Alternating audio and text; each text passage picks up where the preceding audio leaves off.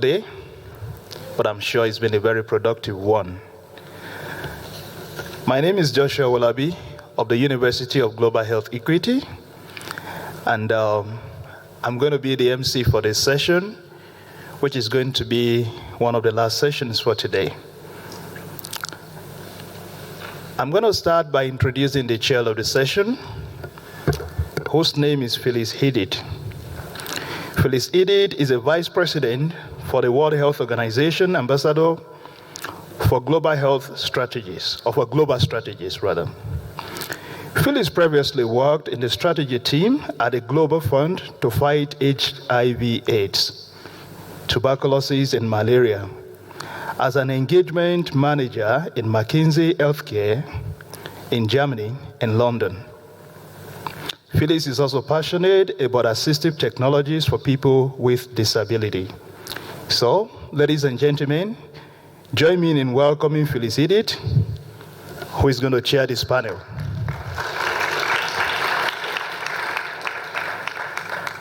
And one more thing, Phyllis has lost her voice, but not totally. So I'm going to do what she has to do so that we can spare her, and then she can save her energy for the real business. So I will go ahead and introduce members of the panel.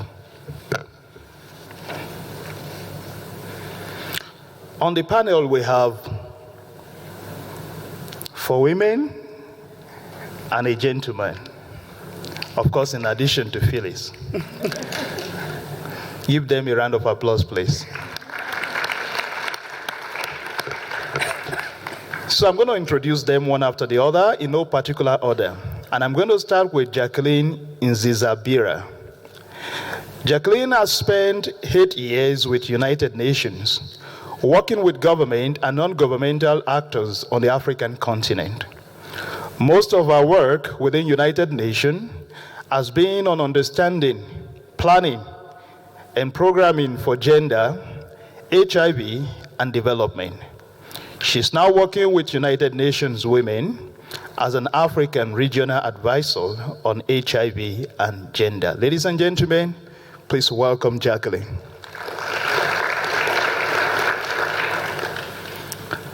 Of course, I'm going to introduce, next to Jacqueline, Temi Giwa Tubosun. Temi is the founder and CEO of LifeBank, which is Africa's healthcare supply chain engine. The company helps hospitals to discover essential medical supplies and deliver them in the right condition and on time. Temi has worked with the Department of International Development, World Health Organization, UNDP, and the Lagos State government in Nigeria. In 2014, the BBC listed her as one of the 100 women changing the world. She was also recognized as an African innovator by Quartz and the World Economic Forum. Ladies and gentlemen, welcome Temi.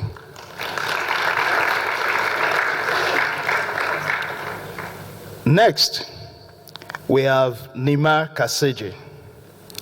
Nima Kaseje is a pediatric surgeon who is committed to global health equity and improving access to pediatric surgical care in resource-limited settings. She has worked with Doctors Without Borders in Central African Republic, in Congo, and in Liberia. Nima was also named a Young Global Leader by the World Economic Forum in the year 2017. Ladies and gentlemen, here is Nima Kaseje.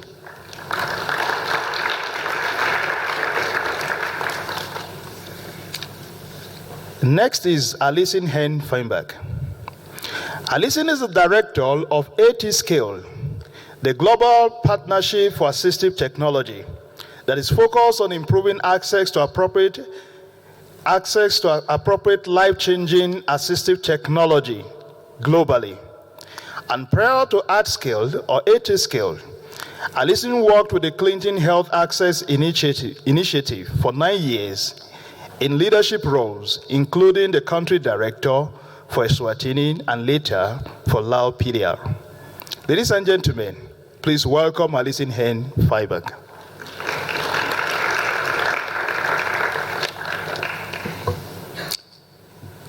Of course, I'm going to welcome the gentleman sitting down here. It's Dr. Fred Sengoa. Dr. Fred is a cardiologist and a serial innovator. Is also an entrepreneur. He has been involved with medical technology development for over 30 years. He has numerous patents and he has assisted in starting multiple med tech companies. Of course, he presently serves on the UGHE Vice Chancellor's Advisory Board, and UGHE is the University of Global Health Equity right here in Rwanda. Ladies and gentlemen, welcome Dr. Fred.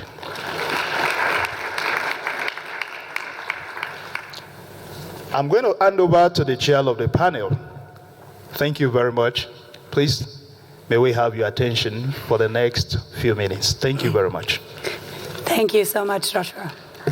Hello, everyone. It's my true honor to be the chair of this panel, and I really apologize for my voice. Thank you, though, MC, for helping me out. So, innovation in healthcare, that's a really big topic, and there are many, many definitions of what innovation is. But I think we can all agree that in the most simple way, innovation is changing the status quo. And we really need it in healthcare. In 2018, so last year, there was a study by the Brookings Institute that showed that we're at the risk of losing 12.6 million lives by 2030 through the countries that are off track to reaching SDG 3. And another study shows that not only are we off track, we're also missing more than $100 billion to reaching SDG 3. This conference is about gender equality, SDG 5, and the world was graded E in the progress against that. So all to say, we really need to change the status quo, and we need information that can provide incremental and transformative change. As such, it's wonderful that we have this dialogue today and we can learn from this distinguished panel. But before that, we wanted to see, and also because it's so late in the day, and because we want to be a bit innovative, if you guys are up for doing a small physical poll with us in the beginning. Because innovation really starts with the problem that we're trying to solve and with the very human beings that we're trying to support. So, in order for us to understand a little bit who you are and what you think about innovation, we want to do this poll. Are you up for that? Yes. Great. So here's the instruction. I'm going to read a number of statements. If you agree with them, please stand up. I'm reading a few statements, yeah. So, first statement, you consider yourself as an innovator.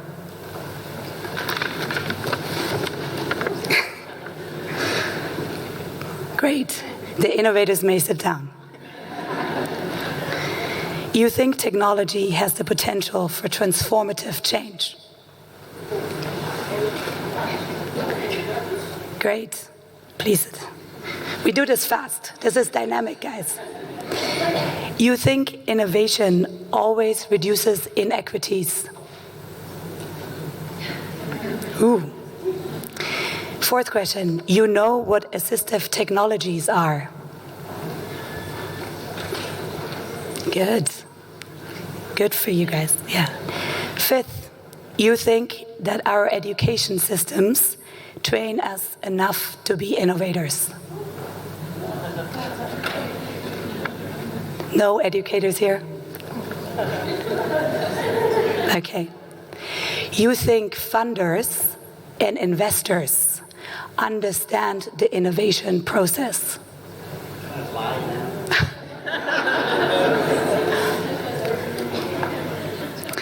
You think developing an innovation is the easy part of solving a global health issue.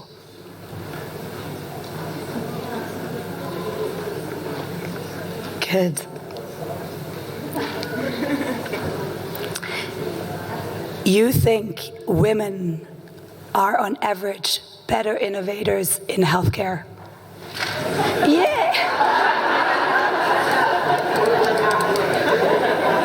Okay, and the very last question is, you all excited for this panel to start?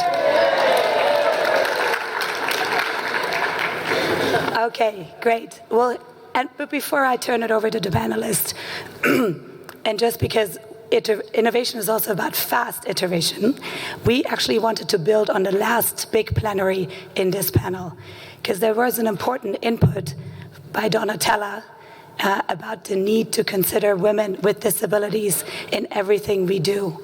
And so, Donatella, I wonder if I can turn to you for advice as we talk about innovation here, and as about our panelists make statements about innovation in a bit. What's your advice for how innovation can be inclusive of people and women with disabilities?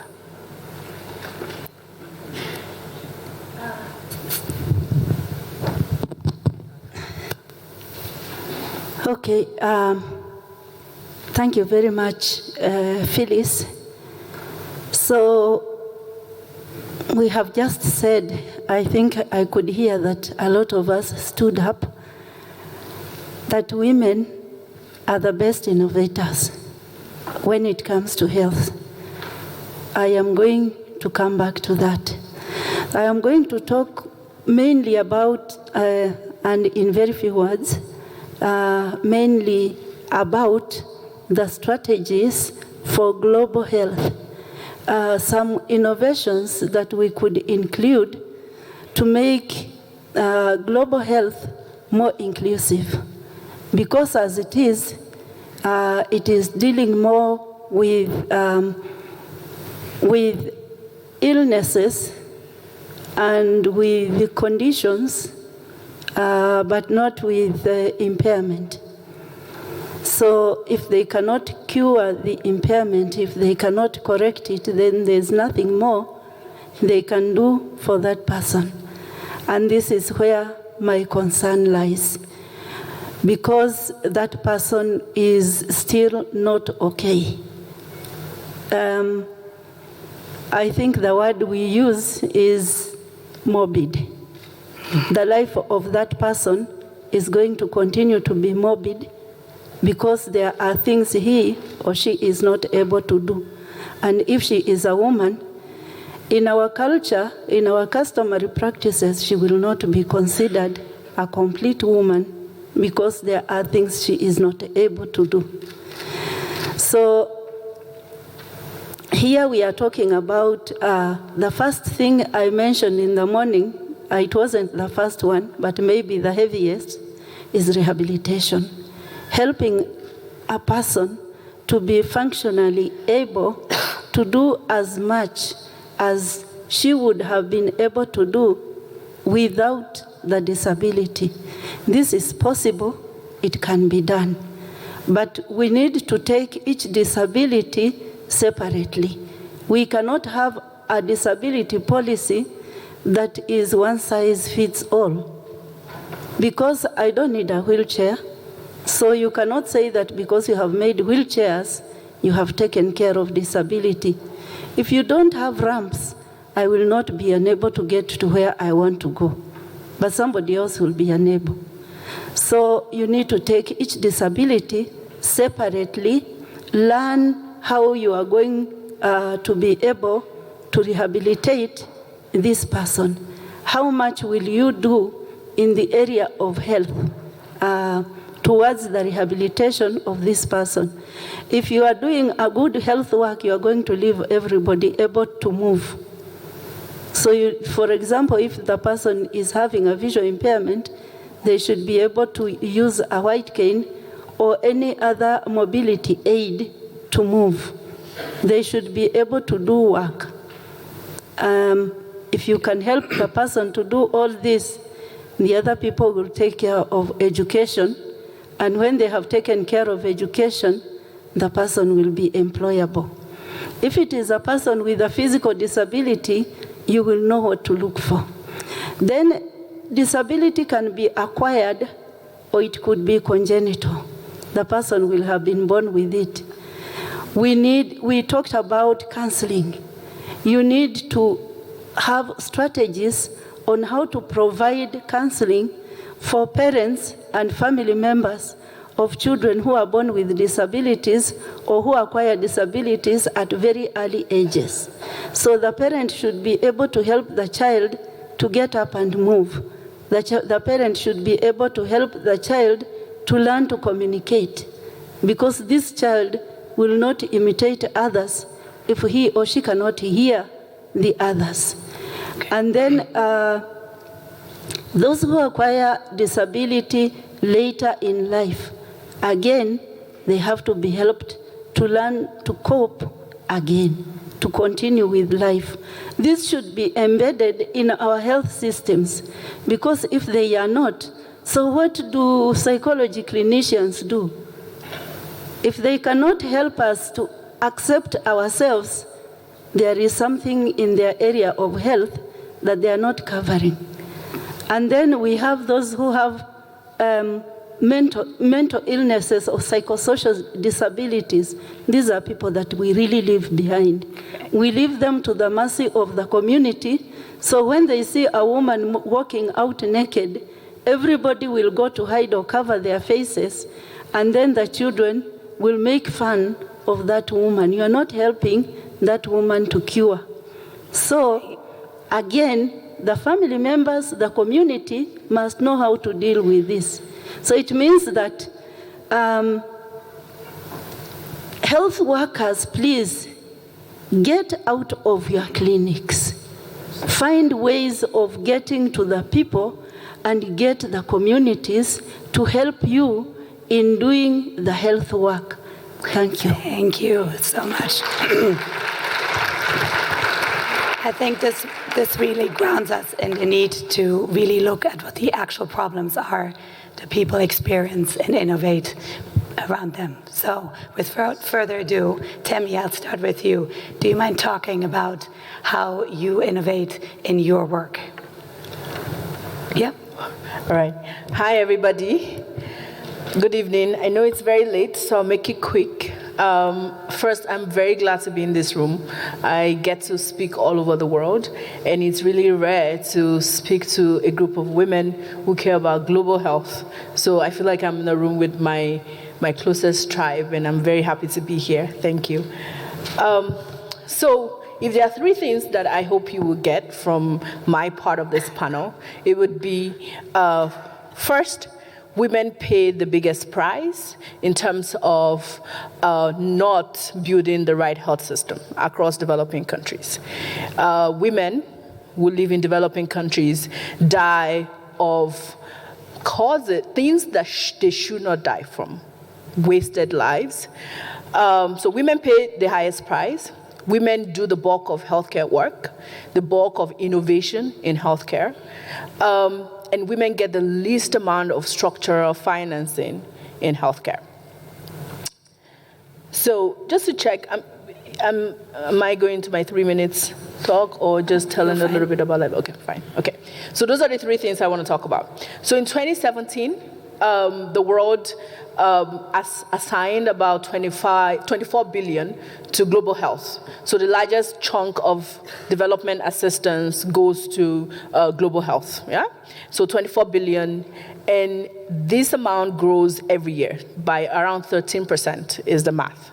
So there's a lot of resources within global health, and the reality is it doesn't go to the most innovative of us. So a couple of years ago, I discovered a problem called, well, I didn't discover it, I found out about a problem called postpartum hemorrhage. It is the single largest cause of maternal death in the world. It is a big problem. It is catastrophic, meaning women die within 20 minutes and 2 hours of developing PPH. And it is a problem that occurs all over the world, but kills women in developing countries fastest. And when I found out this problem as a mom who delivered my baby in the United States with all access to the best healthcare, I decided to come back home to Africa to do this work. We deployed different types of innovation, both high-tech innovation. We're using AI. We're using blockchain to bring transparency into the blood system. We're using, low tech, like motorcycles, USSD, SMS technology, to really innovate this value chain and bring required level of distribution system into the lowest, the least developed environment and emerging economies. Now, I'm just one of very few. I'm just one of a lot. Every day when I go around developing countries talking about Life Bank, I see young women innovating in this low-resourced environment. And it's really critical that the world starts supporting women who are already doing the work. I don't think that women need to be inspired to innovate because we see the problem. We are very close with the problem, particularly in healthcare, in global health. And I think what is needed and what is missing is access to resources and access to critical skill. If we take all the innovation present in this room, that is in your head or that you're already working on, and we give you the right resources to scale it across developing countries, I believe strongly that the world will change. And that's it.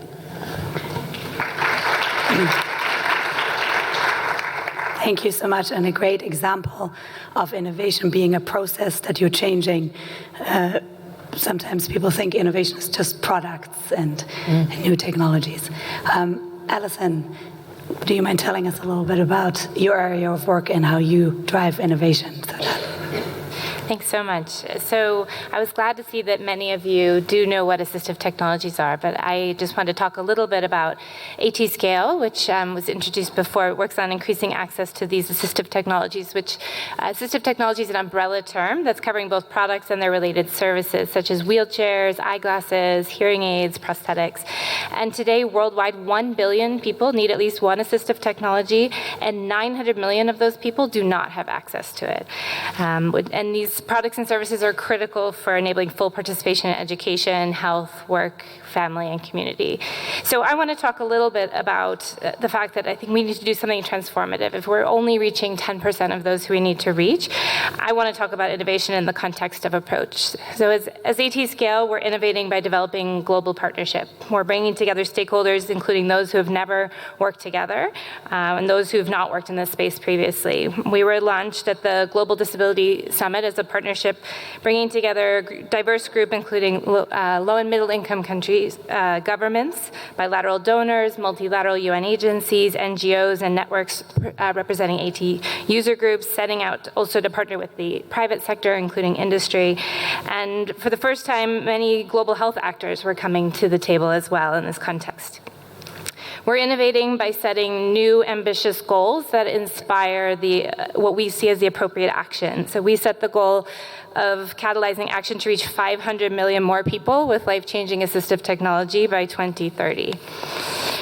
We're innovating by redefining how assistive technology is viewed and bringing the conversation to new stages. So we're challenging the definition of who's responsible for addressing these gaps. And we want to talk about it not only in the context of disability and aging agendas, but also highlighting that it's needed to be part of our equitable healthcare discussions, which we've heard about already today.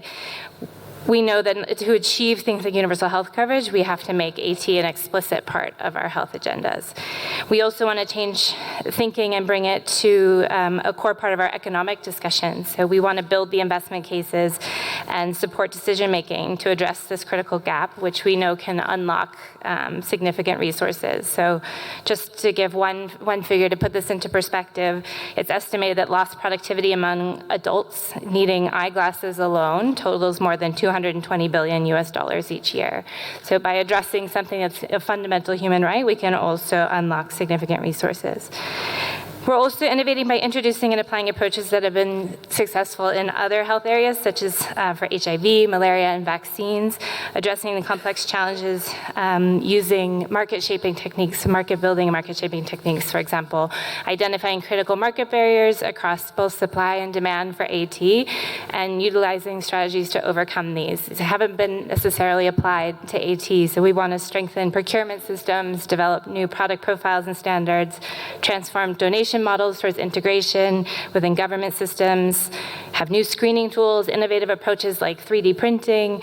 We want to take all of those to support the scale-up of assistive technology. But I would just like to say that within all that we do to innovate at AT scale, we know we're strongest by thinking big and acting together.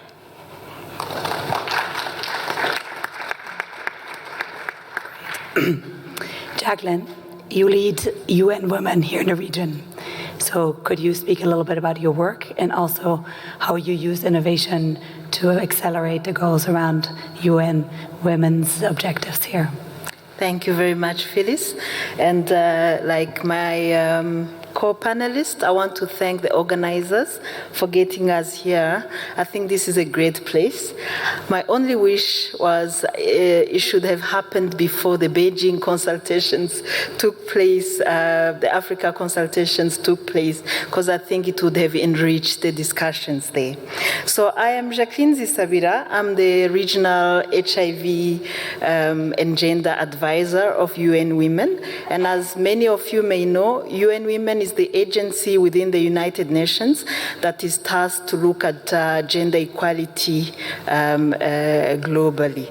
So my talk today will focus on one particular symptom of inequality, namely the gender-based violence inequality. And the gender-based violence, the reason why I picked this is it intersects a lot with health and health rights. And in UN Women, my particular department is dealing with understanding and addressing gender-based violence and mitigating the associated ill health. And in this setting, in East and Southern Africa, as you know, globally, gender-based violence is an issue, but in Southern Africa and East Africa, it's actually extremely high. South Africa has just declared gender-based violence a national epidemic, and they are right now driving a gender-based violence strategy, which is led by the president to show how serious that is. So the reason why I chose this is, in this case, innovation is really, really key. I'll give one example. If you look at women in informal settings or far remote settings and their access to health, it is hindered by gender-based violence. For example, young girls and young women have to travel long distances in order to make it to the clinics. And as they do that, they are actually in danger of being sexually abused. So innovation is necessary in order to prevent that. And we have seen such examples in the communities, in informal settlement, in the communities where young girls mobilize and organize and use WhatsApp to connect and to strengthen one another and form groups, and also mobilize the men in their communities in order to protect them so they can access health. Otherwise, we were seeing lots of defaulters in terms of attending clinics and appointments, and defaulters in treatments of AIDS, and that innovation is helping with that. Another great innovation we've seen on campuses, where it's also one of the highest GBV threat space, and we've seen now this is under development, young people, young students organizing and making developing apps that will help them both in the prevention of gender-based violence by producing something called a gray listing, where they list potential perpetrators amongst their peers or their lecturers, and also that helps them report easily and confidentially so they can actually have access to basic services. Otherwise, because of the stigma related to GBV, they were actually not being able to access services, hence being exposed to further vulnerabilities such as HIV infection. So I was shown my thing. I think this is my cue for now. That's just a snippet of what we do in terms of innovation and access to health.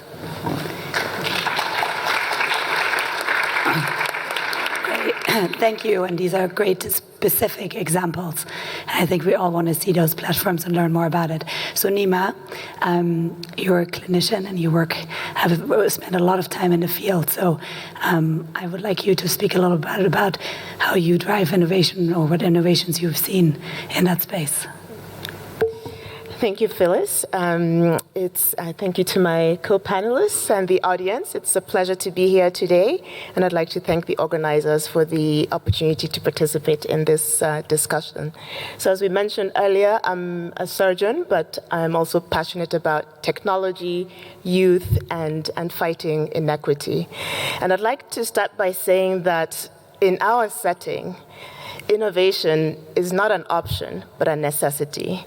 So when you're in the field taking care of a patient and you don't have the right suture, you don't have the right equipment, you don't have lighting, you have to innovate on the spot. And innovation is a mechanism for us to eradicate inequity, because as we mentioned earlier, we are behind when it comes to progressing towards the SDGs, and without innovation, we will not achieve SDGs in time. So I can go over a few examples, both simple, and then we can talk about other examples that are more complex. But as you said earlier, innovation is basically doing something differently. It doesn't have to be a new product. It can also be using one equipment in a different way. It could be the way you deliver the services. So for instance, when I was in Haiti, I spent 1 year in Haiti setting up a program in pediatric surgery. And we found that for simple cases, there was no need to keep the children in the hospital because they would pick up other infections, and it was just not, and also very disruptive for the families because they were away from school, away from work. So we said, let's begin doing ambulatory cases like we do in other places. But the problem there is that water and sanitation is still a big issue. So if we sent these children home, what would happen to the wounds? How would we keep the wounds clean?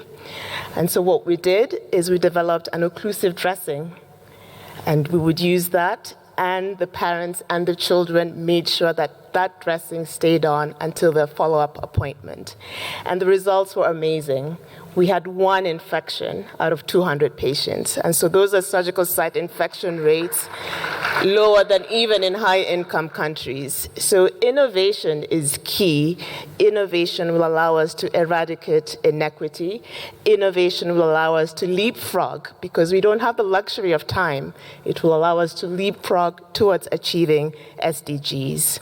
And in terms of solutions that are a bit more complex, so often we talk about the limitations in the workforce, particularly the surgical workforce and radiological workforce, but we mentioned AI. So we talk about task shifting. Could we task shift to technology? We don't have the 15 years to train all the radiologists we need. And AI now reads images better than human beings. So we need to be disruptive. We need to go beyond just simple task shifting and go into AI and other technologies. So again, I'll end by saying that innovation in our setting is not an option, but a necessity. Thank you.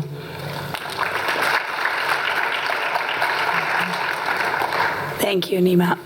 So Fred, I was very excited to hear yesterday about your plans to create an innovation center between Stanford and Rwanda, and I do want you to talk a little bit about it, but also you've been involved in innovation for a very long time, so feel free to combine it with an answer that is reflecting on some of the comments that our panelists Let me speak made. quickly here, because I think we should get into the discussion portion of this panel, but it really is an honor to be here. And as I introduce myself, to Temi, I said, yes, I'm the token male, and she said, absolutely not, you're the allied male, so I really appreciate that. I'm honored to be with this panel. I'm also honored to be asked by this incredible group of people who have put this conference together. It's been an amazing first day. It's amazing we have a whole nother day to go over this. So, Sion, congratulations to you. Congratulations to your support team of Debs and Laura and Juliana. You guys rock, and what you've done for us, I can't thank you enough. So, Yes, I'm a long-standing innovator in that I'm a cardiologist who basically defining innovation as problem solving. I think we've heard a wonderful already explanation of what that is. And the question comes up is, can you teach innovation? And I would propose that you can. It's what I do frequently on a daily basis. I'm a mentor in a not-for-profit biotech incubator. And I just want to point out that, so we have about 10 companies at a time that come for up to 2 to 3 years. And we presently have 3 in the maternal infant health, and we've graduated 3. The CEOs of all 6 of those companies, women, rock star women. And no surprise. And I think it shows we really need to create an ecosystem where we support women in innovation and learn the system of innovation, because it actually is a process that needs to be learned.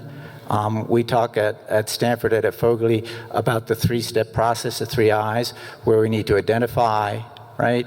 And then we need to invent. And then the reason we didn't stand up about innovation is because then we need to implement it. And that is by far and away the hardest process of it.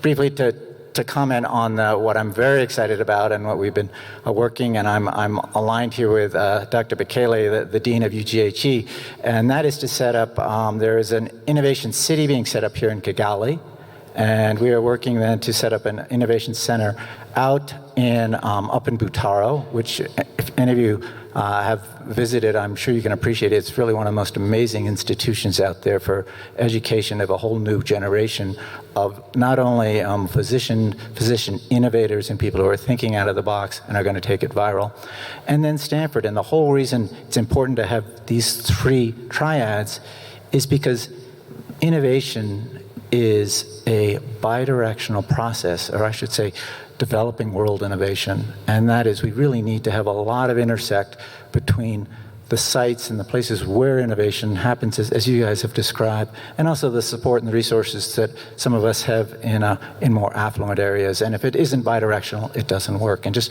understanding and learning the process.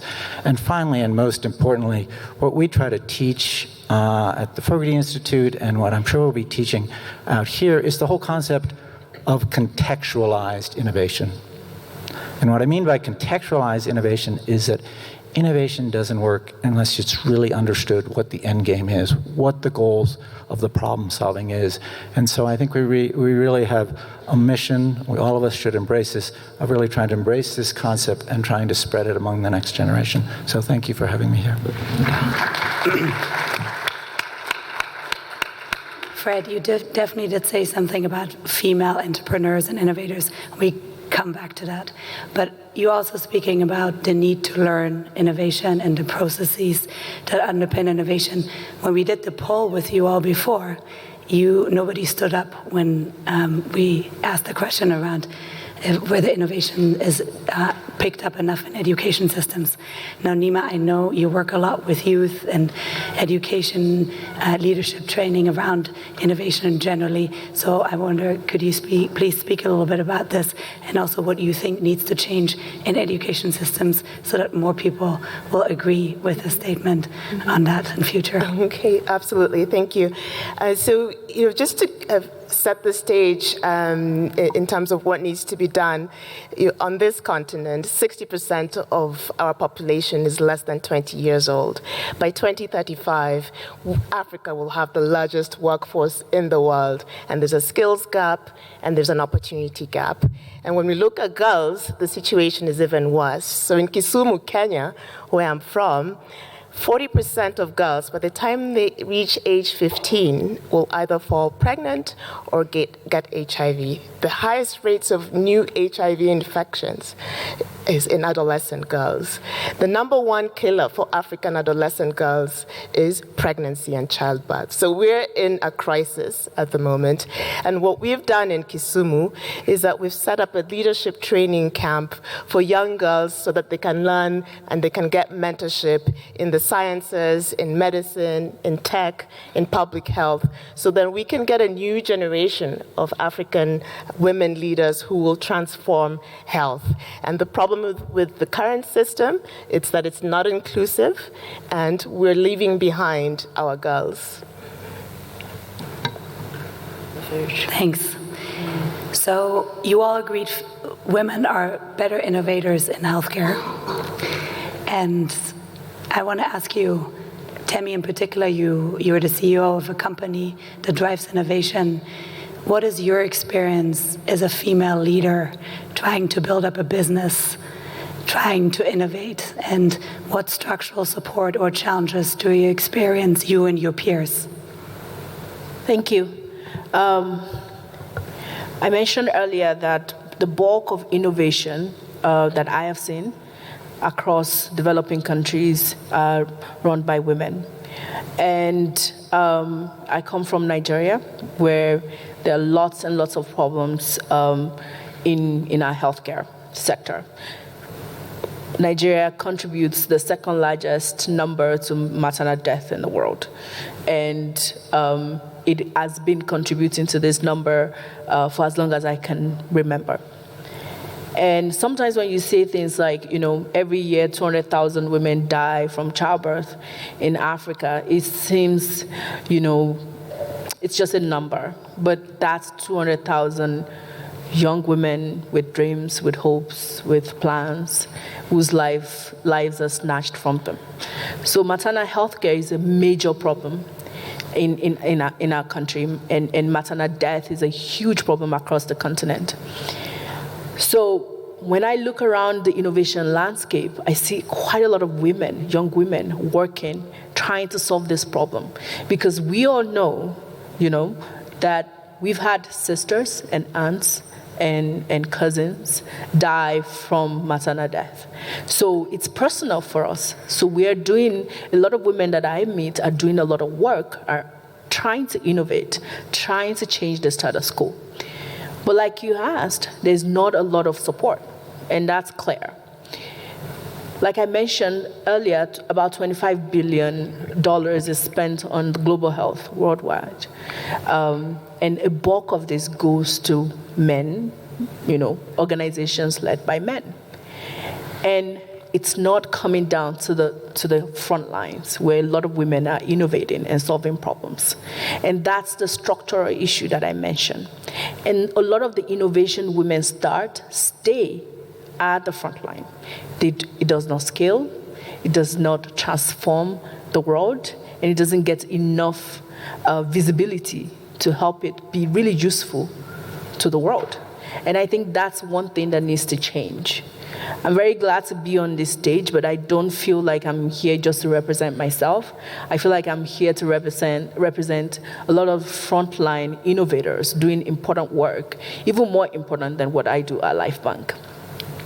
But in terms of the structure, we are at LifeBank really trying to build and show that young people and young women in these countries, right? In the flyover countries, the countries that the world does not care as much about, are doing important work. And one of the things that I hope to show by coming to these conferences and speaking is to show young women that are coming, after us, that anything is possible, that you can solve problems in your community, you can be the heroes in your community, and you can grab that structural need, those support that allows you to scale.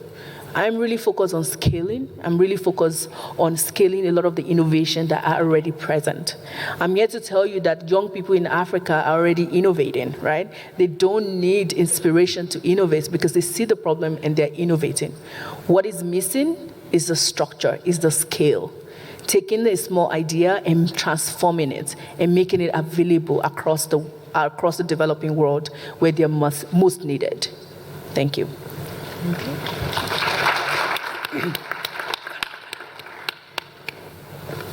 So, Tammy is referring to all of you being innovators, and many of you are. So I think we also want to really give an opportunity to hear from you, to have you ask questions.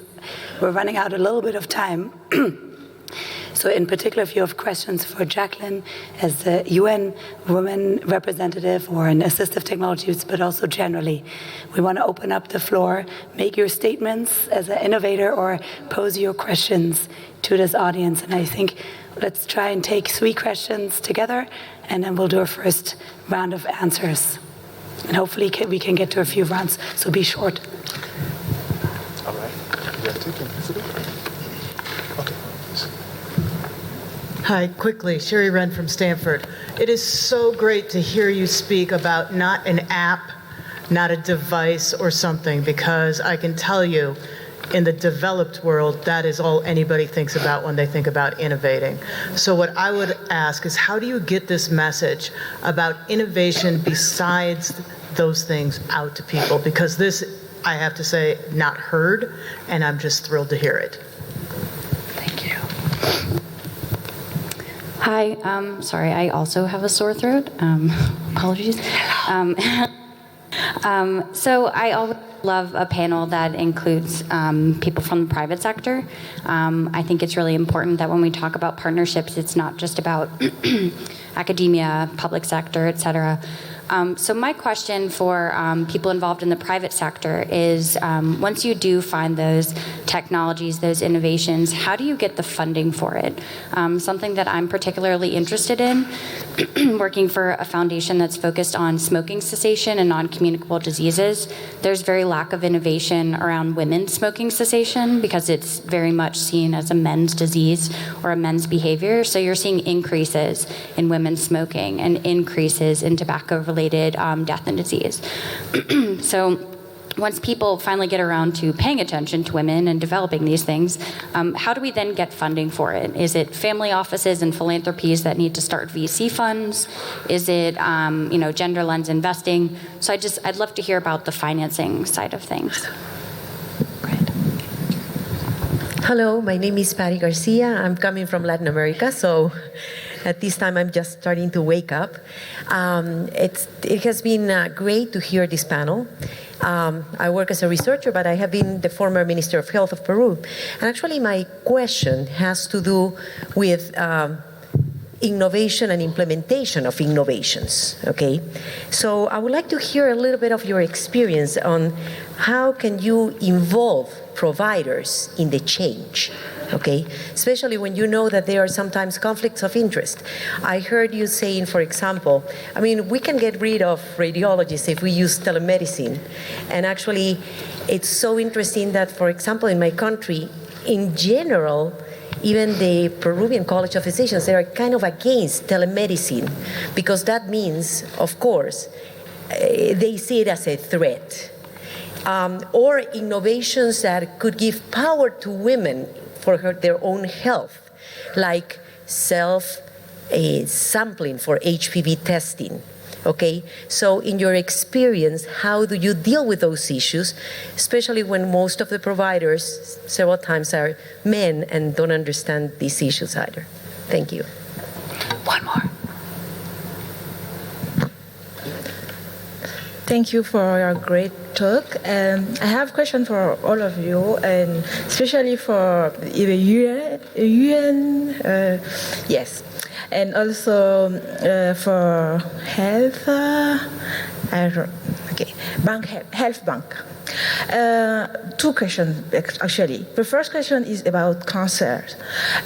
We have a lot of program and work on sexual and reproductive health, but not much on cancer. And according to projection, the number of cancer is expected to rise from 70% every year in Africa if nothing is done. So, and we heard earlier this morning that breast and cervical cancer are killing more women than reproductive consequences, outcomes.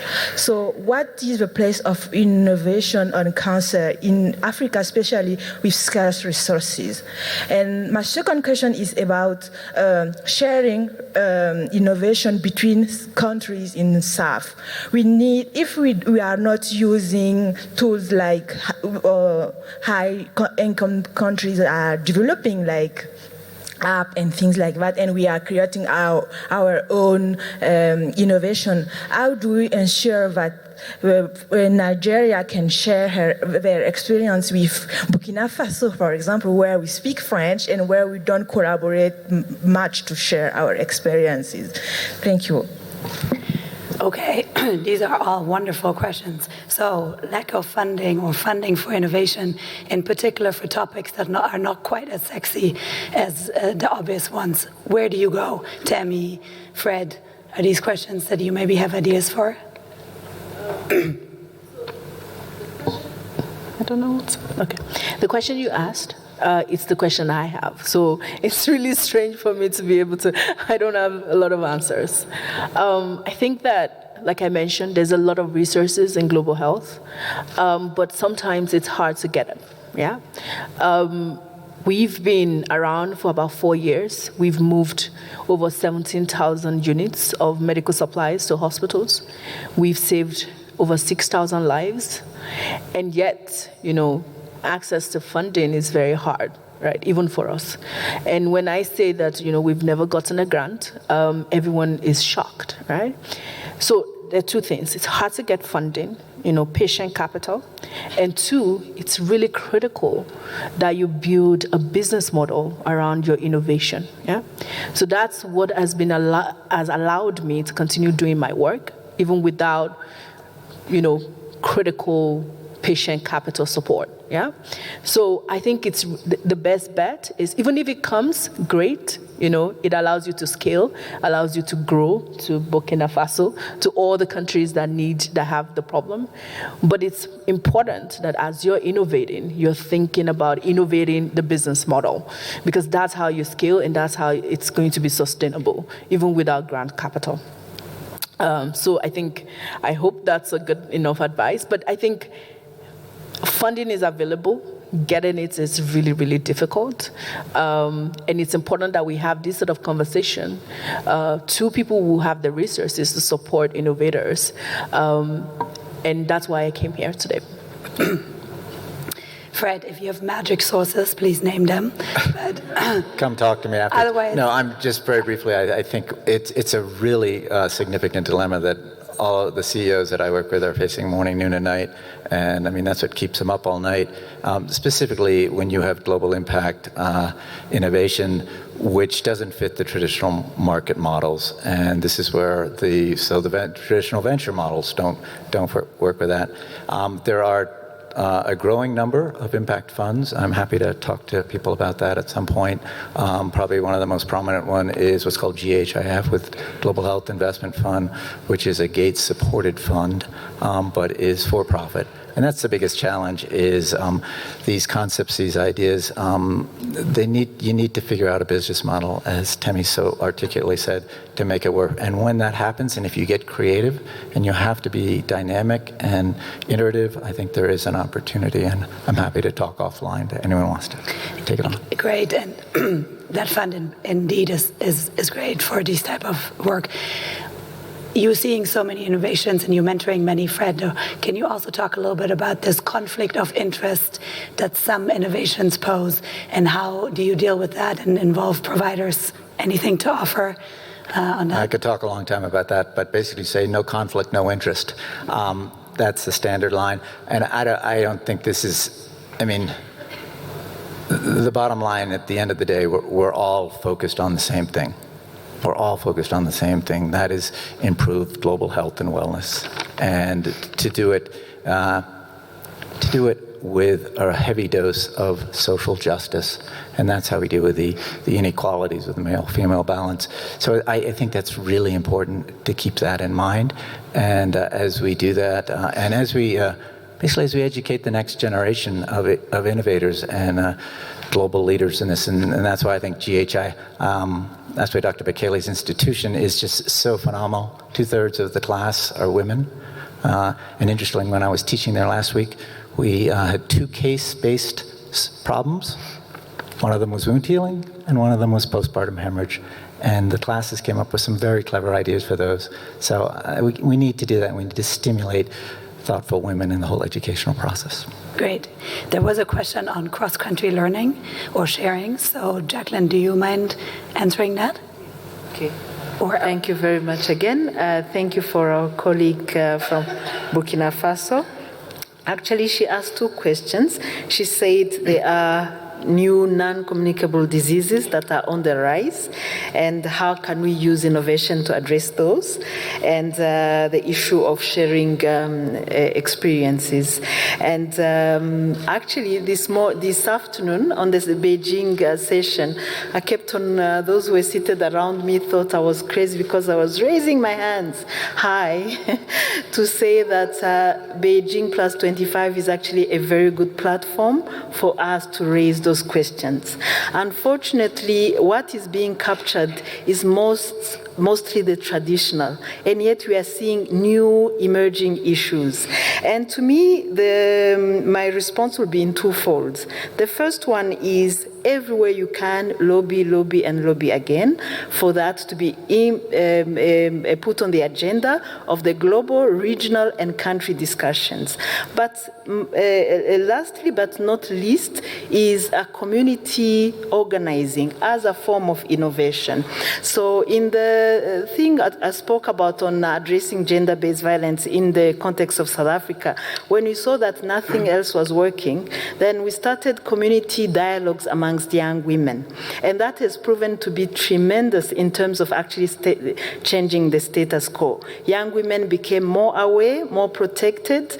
Harmful practices were really addressed in a shorter time than if we just waited for policy to start working. So that will be my take, is work on both angles, both at changing policy, but mostly at innovation in its broad sense at the local level.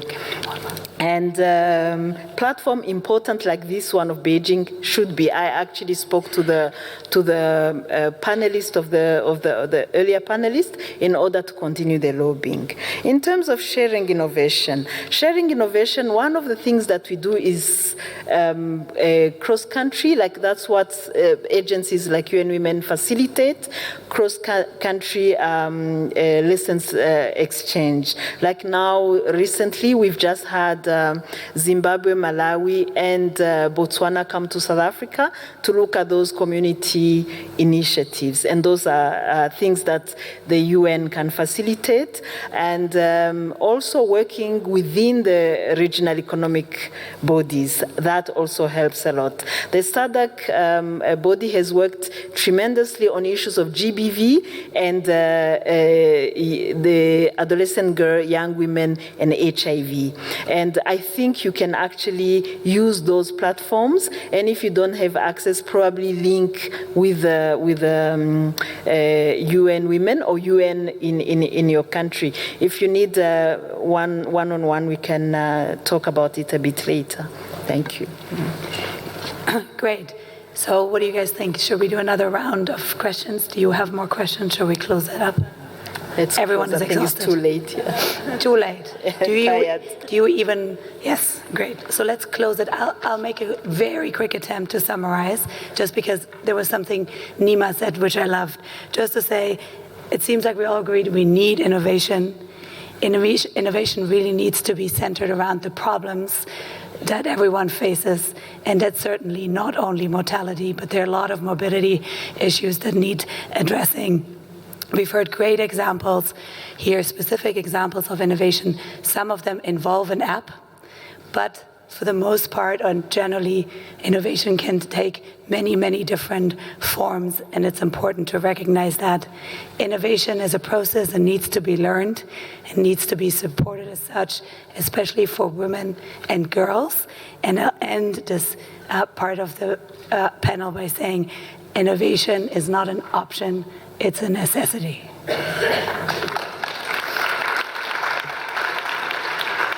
Wow. Thank you very much. Thank you very much for this wonderful session that we've had.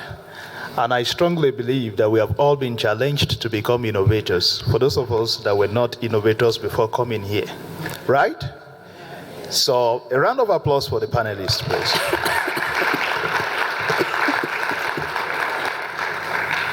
So I want to thank everyone for such an interesting session and discussion that we've had. We know it's been a very long day, and we know that by now you will want to go and relax. So I want to seize this opportunity to invite you to a cocktail reception that is taking place up to now at Foyer. That's where you had your your coffee break the other time. And we strongly believe that it's going to be an opportunity for us to interact and, of course, continue this conversation that we've had, of course, on innovations in health. We also want to remind you that tomorrow, UGHE, that is University of Global Health Equity, we host the Hamway Festival. And it's a music event, and that will take place at Kigali Exhibition Center, that is also known as Camp Kigali. We are going to provide transportation for participants to the venue, and we're also going to arrange pickup after the event. And of course, it promises to be a very exciting and dynamic event. So we hope to all have you there. Thank you very much for being part of this session that we've had today. We especially want to thank the panelists, of course, the chair. Thank you very much, Phyllis. Thank you very much, Nima. Thank you, Jacqueline. Thank you, Alison. Thank you, Temin. And thank you very much, Fred. Thank you, everybody. Enjoy your evening.